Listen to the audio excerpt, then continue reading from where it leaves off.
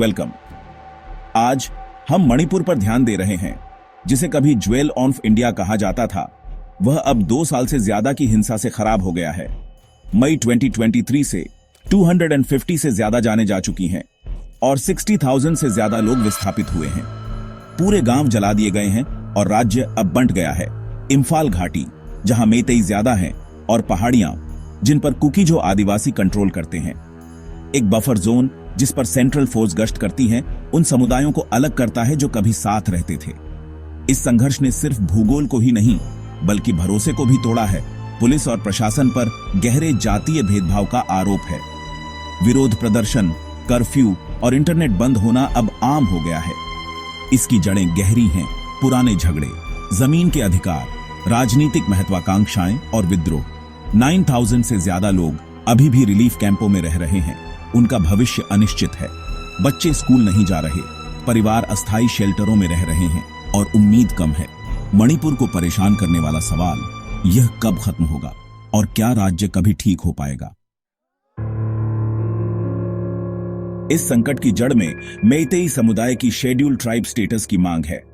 मेइतेई, जो आबादी का 53% है, लेकिन सिर्फ 10% जमीन तक सीमित हैं, उनका तर्क है कि एसटी स्टेटस उनकी पहचान और जमीन को खतरों से बचाएगा। अप्रैल 2023 के मणिपुर हाई कोर्ट के इस मांग पर विचार करने के आदेश ने लंबे समय से चले आ रहे तनाव को भड़का दिया। आदिवासी समुदाय, कुकीजो और नागा, इसका विरोध करते हैं।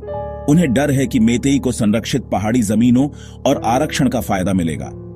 वे मेतेई को पहले से ही ताकतवर मानते हैं, जिनके पास राजनीतिक और आर्थिक फायदे हैं। आदिवासियों के लिए यह मांग उनकी पैतृक जमीनों और मुश्किल से मिली संवैधानिक सुरक्षा को खतरे में डालती है। एसटी बहस सिर्फ फायदों के बारे में नहीं है, बल्कि अस्तित्व और भरोसे के बारे में है। यह एक ऐसी चिंगारी है जिसने राज्य को आग लगा दी है। मणिपुर में जमीन ही पहचान है और कानून मेइतेई को पहाड़ियों से दूर रखता है, जबकि आदिवासी घाटी में जमीन खरीद सकते हैं।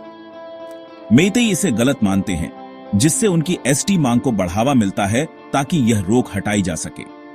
आदिवासियों को डर है कि अगर मेइतेई को पहाड़ियों तक पहुंच मिली तो वे अपनी पैतृक जमीन और संस्कृति खो देंगे।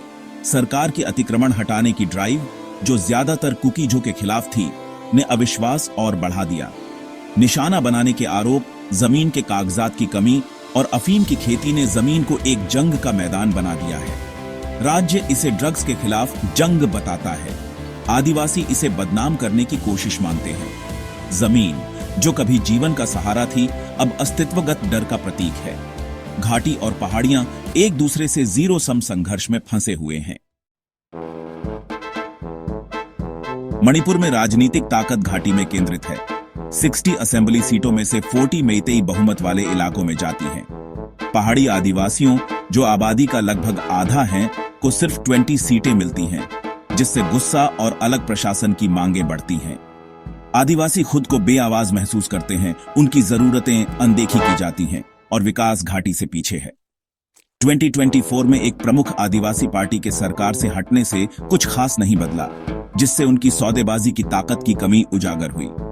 आर्थिक और राजनीतिक असमानताएं इस बंटवारे को और गहरा करती हैं। जब तक उचित प्रतिनिधित्व को ठीक नहीं किया जाता, शांति दूर रहेगी। इस संकट ने मणिपुर के राजनीतिक ढांचे की कमजोरी को उजागर किया है। कई लोगों के लिए एक सही समाधान पहुंच से बाहर लगता है। मणिपुर का संकट दशकों के विद्रोह से बढ़ा है, जिसमें हथियारबंद समूह जातीय आधार पर बंटे हुए हैं। 2023 की हिंसा में आतंकियों और लूटे गए हथियारों ने संघर्ष को कम तीव्रता वाले गृह युद्ध में बदल दिया।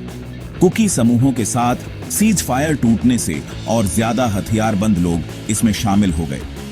म्यांमार के साथ मणिपुर की खुली सीमा से हथियार, ड्रग्स और आतंकी आते हैं, जिससे शांति के प्रयासों में मुश्किलें आती हैं। बाहरी लोग और छिपे हुए स्वार्थ कई और परतें जोड़ते हैं। राज्य का मिलिट्री वाला माहौल डर और हिंसा को बढ़ावा देता है। विद्रोह इस संकट का कारण और परिणाम दोनों है। संघर्ष को सुलझाने का मतलब इन गहरी सुरक्षा चुनौतियों को हल करना है। सुर्खियों के पीछे एक मानवीय त्रासदी है। बच्चे राहत शिविरों में बड़े हो रहे हैं, उनका भविष्य रुका हुआ है।